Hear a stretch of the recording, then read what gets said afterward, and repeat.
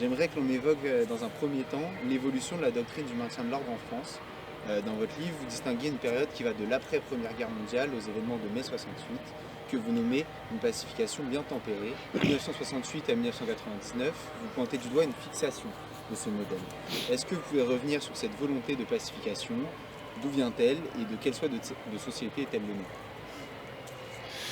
Alors, quand on regarde l'histoire du maintien de l'ordre, on peut repérer un changement au début du XXe siècle, dans le sens où ce sont des forces de police et plus essentiellement des forces militaires qui gèrent les foules protestataires et l'établissement d'un modèle dans lequel les organisations qui appellent à manifester entrent en contact avec les autorités préfectorales et ensemble fixent l'horaire de départ, l'horaire d'arrivée, le parcours. Donc on entre dans une phase de pacification du rapport de la police, des pouvoirs publics, de manière plus générale aux foules. Une pacification qui n'est pas à l'initiative nécessairement de l'État ou des pouvoirs publics, ni des manifestants, mais où en fait, les deux se rencontrent. Ce qui peut bien sûr avoir des ratés lorsque des manifestations sont menées par des organisations qui ne se sentent pas la vocation d'aller voir les pouvoirs publics, ou bien sur évidemment des manifestations non organisées au préalable. Ce modèle-là, par ailleurs, a une autre infraction, c'est que tout ce qui concerne le rapport aux populations colonisées échappe à ce modèle. D'abord, les manifestations dans les territoires colonisés n'obéissent absolument pas à l'impératif de pacification, et on le voit dans les massacres qui sont commis dès après l'armistice de mai 1945, Guelma, Sétif en Algérie, Constantine. Puis évidemment avec la guerre d'Algérie, massacre de Constantine, Maurice Papon est préfet de Constantine, on l'appelle à Paris, c'est lui qui est préfet de police à Paris donc, et qui a pour mission d'employer les méthodes qu'il employait à Constantine sur le territoire parisien, du moins durant toute la guerre d'Algérie. Mais à l'égard des populations, je dirais, autochtones, françaises, sur le territoire national, c'est vrai qu'on a cette longue tendance à la pacification, et mai 68, dont le gouvernement prétend que les confrontations n'ont mené à aucune mort, ce qui n'est pas vrai, mais mai 68 est en tout cas utilisé comme un moment éclatant du bien fondé de la doctrine de pacification, et à ce moment-là, effectivement, dans les années 70-80, on perfectionne la relation aux manifestants, les équipements défensifs, la retenue, les moyens qui permettent de mettre à distance les foules, etc. Qu'est-ce qui se passe dans les années 90-2000? Dans les années 90-2000, il y a un reflux après le plan Juppé 1995, il y a un reflux des mobilisations. Pour les policiers, mais aussi pour les ministres de l'Intérieur qui succèdent, l'impératif, c'est pas tellement le rapport aux foules manifestantes, mais c'est un autre impératif, celui des émeutes urbaines qui se déroulent dans les villes de banlieue. Et en fait, tout le savoir, toutes les réflexions en termes d'équipement, de doctrine d'intervention, sont situées sur ce que les policiers appellent les violences urbaines, VU. Il y a par ailleurs peu de mobilisation et des mouvements de réduction des dépenses budgétaires de l'État, et donc on ferme des escadrons de gendarmerie mobile, on réduit les volumes d'entraînement chez les CRS et les gendarmes mobiles, bref, on déspécialise le maintien de l'ordre. Et quand, d'une certaine manière, le mouvement social frappe à nouveau à la porte, donc durant la décennie 2010, avec Nuit debout, avec contestation de la loi El Khomri de réforme du Code du travail, puis les Gilets jaunes, et ben en fait, c'est un peu comme si on ne savait plus vraiment comment faire. Et donc, on envoie des forces de police qui sont essentiellement formées aux violences urbaines, qui sont équipées pour les violences urbaines, avec notoirement le flashball, le lanceur de balles de défense, avec pour finalité l'interpellation des individus et non plus la mise à distance des foules. Et on se retrouve donc avec une période qui est celle plutôt d'un renversement de la pacification, une période de brutalisation du rapport aux foules. C'est un peu voilà, l'histoire grossièrement décrite des 130 dernières années en matière de maintien de l'ordre. J'aimerais qu'on passe un petit peu plus à la judiciarisation du maintien de l'ordre. Depuis quelques années se multiplient donc des lois sécuritaires, que ce soit pour répondre à la menace terroriste, en état d'urgence sanitaire, à l'organisation des Jeux Olympiques. Est-ce que vous pouvez revenir sur les évolutions récentes en matière de droit, en donnant des exemples concrets et nous dire comment cela s'immisce concrètement dans les pratiques en niveau? Ce qu'on observe depuis le début des années 2000, c'est ce qu'on appelle une judiciarisation du maintien de l'ordre, c'est-à-dire qu'on recherche le déferrement, la traduction en procès au tribunal de gens qui ont commis des infractions à l'occasion d'eux pendant les manifestations. Et ces infractions, c'est toujours un peu les mêmes, hein, destruction, dégradation, outrage à policiers ou violence à l'encontre de policiers.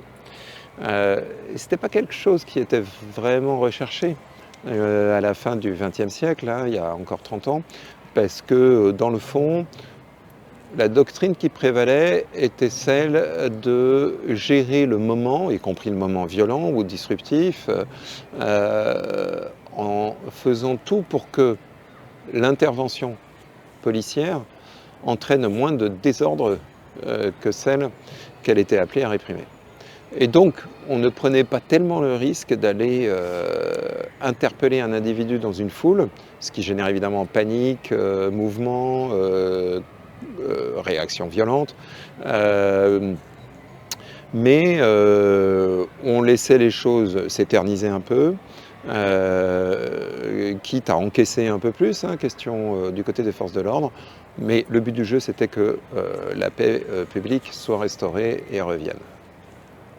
Aujourd'hui, avec la judiciarisation, on est sur une autre perspective. On cherche effectivement, notamment pour le journal de 20 h à l'époque, à annoncer le nombre d'interpellations auxquelles on a procédé. Et je me souviens même d'une manifestation qui remontait le boulevard Sébastopol à Paris à l'occasion de la contestation de la loi dite sécurité globale en décembre 2020, au cours de laquelle, un samedi après-midi, le ministre de l'Intérieur, Gérald Darmanin, égrenait toutes les heures le nombre d'interpellations effectuées comme preuve de la violence des manifestants. Alors, ça pouvait tout aussi bien être une preuve de l'action proactive des policiers en la matière. D'ailleurs, le nombre de relax prononcés faisait que il s'agissait plus là, en fin de journée, hein, de manœuvres proactives que de violences de la part des manifestants.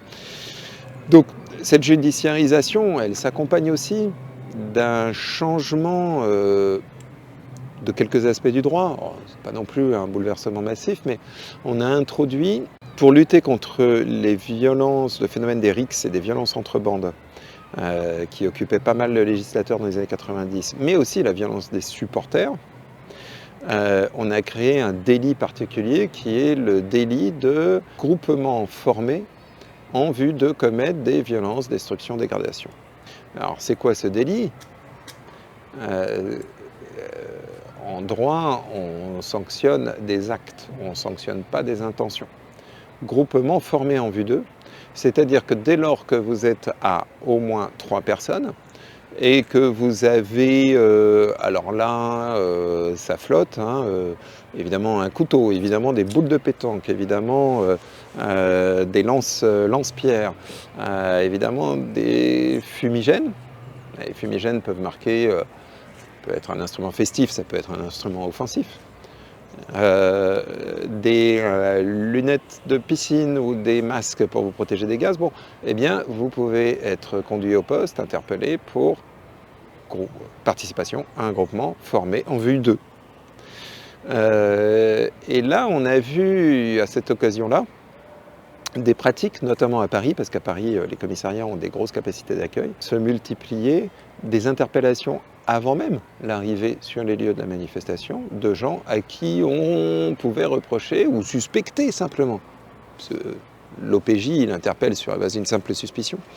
Suspecter qu'ils étaient là pour, en vue d'eux, faire ceci, cela. Les procureurs les relâchent parce que la matérialité de l'infraction est très faiblement constituée, mais les relâchent quelques heures après la fin de la manifestation, voire le lendemain matin, si bien que, évidemment, on touche à la liberté de manifester. Il faut ajouter à ça le fait que depuis 2016, depuis Nuit debout et en particulier les lois El Khomri, les circulaires de politique pénale qui sont envoyées au parquet pendant les moments des périodes de mobilisation sont très clairs. Il faut interpeller, il faut déférer. Ce sont des circulaires qu'on ne voyait pas dans les années 90. Donc tout ça contribue à faire de la manifestation pas seulement le moment d'une confrontation ou d'un affrontement éventuel entre manifestants et policiers ou gendarmes, forces de l'ordre, mais un affrontement plus large avec derrière l'autorité judiciaire. Et donc il y a une sorte de filet judiciaire qui étreint l'activité manifestante en France et qu'on ne connaissait pas il y a encore 20 ans. Et qu'est-ce que ça crée selon vous chez les manifestants? Est-ce que ça les dissuade d'aller en manifestation? Est-ce que ça les irrite encore plus? Peut-être. Ce qui est certain, c'est que la manifestation est envisagée beaucoup plus souvent qu'avant avec crainte, voire peur de la part des manifestants ou de leurs proches. Je pense notamment aux parents de jeunes qui vont en manifestation. Que pendant le mouvement sur les retraites, ça a pu dissuader, ou contre la loi sécurité globale, ça a pu dissuader. La multiplication des tirs au flashball durant la mobilisation Gilets jaunes a dissuadé. Mais du coup, celles et ceux qui vont en manifestation sont sans doute, pour une part, beaucoup plus déterminés, comme on dit chez les manifestants, ou en tout cas préparés à des éventuels affrontements. Et donc en fait, on augmente la probabilité d'une confrontation, d'une animosité en tout cas entre les uns et les autres. Et donc effectivement la manifestation change quelque peu de nature. À la toute fin du livre, dans vos remerciements, vous dites cela: l'analyse que nous en tirons aura sans doute le défaut de ne satisfaire personne et de vérité les autres, mais l'avantage d'être mû par un souci sincère de vérité et une vive inquiétude démocratique. Ma question est la suivante: quelle est votre définition de la démocratie et comment l'imbriquez-vous avec la manifestation? Je ne sais pas si j'ai une définition de la démocratie, mais j'ai une petite vue sur la place de la manifestation en démocratie. Et notamment dans notre démocratie française, qui est caractérisée par une constitution qui laisse énormément de place à l'exécutif. On le voit d'ailleurs bien aujourd'hui. L'Assemblée nationale est divisée en 3 blocs distincts, mais l'exécutif garde la main sur ne serait-ce que la formation du gouvernement. C'est dû à plein de choses, hein, et notamment au mode de scrutin. Le mode de scrutin est majoritaire à 2 tours en France, c'est-à-dire que c'est un scrutin qui exclut alors que les scrutins proportionnels rassemblent. Le Parlement est un Parlement qui dispose de peu de pouvoir par rapport à un exécutif, et le Parlement représente très mal la diversité le spectre des appartenances partisanes ou des identifications partisanes et politiques des Français. Dans un tel contexte, manifester, réunir donc des centaines de milliers de gens dans la rue pour protester contre l'adoption d'un projet de loi, c'est en quelque sorte restaurer par la puissance du nombre les défauts démocratiques de l'architecture institutionnelle de la Ve République. C'est d'ailleurs ce qu'avait reconnu Alain Juppé en 1995, lorsque, à l'occasion de manifestations contre son plan Juppé, d'ailleurs de réforme de la sécurité sociale et des retraites, il avait dit si des millions de Français descendent dans la rue, bien sûr je retirerai mon projet. Des millions de Français sont peut-être descendus dans la rue, en tout cas beaucoup, et il a retiré en tout cas la moitié de son projet, c'est-à-dire celui sur les retraites. Et ça on ne l'entend plus. C'est-à-dire qu'il y a un raidissement du pouvoir politique depuis le Premier ministre Raffarin 2003, mobilisation contre les retraites. C'est-à-dire que ce qui se répète aujourd'hui, c'est la rue ne gouverne pas, la loi est établie au Parlement, la rue ne fait pas la loi, etc. C'est ce qu'on entend tout le temps désormais lorsque des projets sont contestés. Et donc, en fait, on ampute d'un correctif extra-institutionnel une architecture constitutionnelle qui fait peu de place aux oppositions et qui confie l'essentiel du pouvoir à l'exécutif. Et en ce sens, la manifestation a peut-être plus que dans d'autres pays, en France, un rôle prépondérant dans l'activation, la vivacité de la démocratie. Comment vos travaux sur la politique du désordre vous laissent envisager la suite de la pratique manifestante? Se dirige-t-on vers plus de colère, de violence, ou se dirige-t-on vers une forme de résignation, de fatigue manifestante? Fatigue manifestante.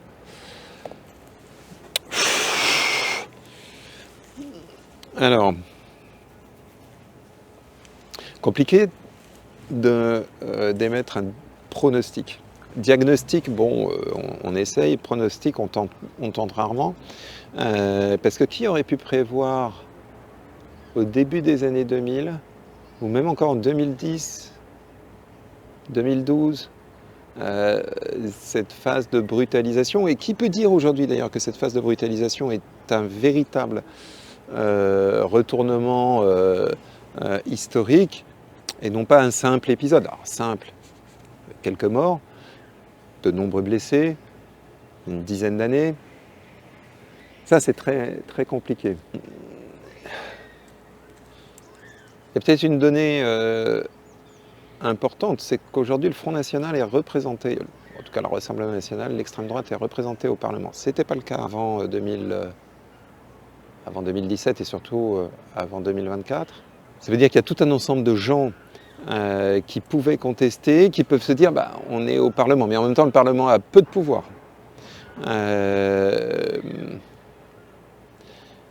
Il y a une gauche radicale, qui elle aussi est représentée au Parlement avec une 60aine, 70 députés, mais cette gauche est de plus en plus exclue de la perspective de former une coalition gouvernementale. Vous voyez, je réfléchis en termes d'articulation entre la représentation et la protestation. Ça me paraît fondamental. Il est sûr que si les partis de gouvernement représentent de moins en moins les Français et les Françaises, on risque d'avoir une contestation beaucoup plus fréquente de ce qui s'élabore au Parlement dans la rue. Par ailleurs, la conjoncture économique est évidemment primordiale. Si les entreprises françaises ferment et se délocalisent aux États-Unis, après s'être délocalisées dans le monde asiatique, pour produire, parce qu'elles ont là-bas des conditions fiscales extrêmement favorables. Si donc les ouvriers, les employés, les classes populaires se retrouvent sans travail, on peut aussi avoir des protestations. Ce qui est certain, c'est que la capacité d'organisation des manifestations par les syndicats, elle est de plus en plus faible. Non pas que les syndicats soient de plus en plus faibles, mais il y a de moins en moins de syndiqués parce qu'il y a de moins en moins de salariés. Parce que justement, la forme contemporaine du capitalisme, c'est payer les gens à la tâche, avoir des contrats journaliers ou des micro-entrepreneurs. Il faut bien se souvenir que l'entreprise Uber est un modèle de l'entreprise contemporaine pour le candidat Macron en 2017. Et de ce point de vue, les Gilets jaunes sont la traduction dans la rue de cette forme d'atomisation du travail. Alors, atomisation du travail, désindustrialisation, délocalisation, contraction du champ des partis pouvant gouverner, c'est un cocktail qui me paraît tout à fait prometteur en matière de manifestation et d'occupation de la rue à des fins de protestation.